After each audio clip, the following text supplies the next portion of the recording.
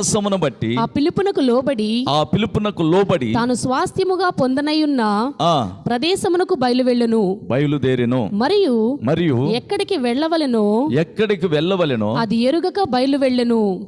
విశ్వాసమును బట్టి అతడును అతనితో ఆ వాగ్దానమునకు సమవారసులైన ఇస్సాకు యాకోబు అనువారును గుడారములలో నివసించుచు అన్యుల దేశములో ఉన్నట్టుగా వాగ్దాత దేశములో పరవాసులైరి. అంతే. దేవునికి స్తోత్రం కలుగునుగాక.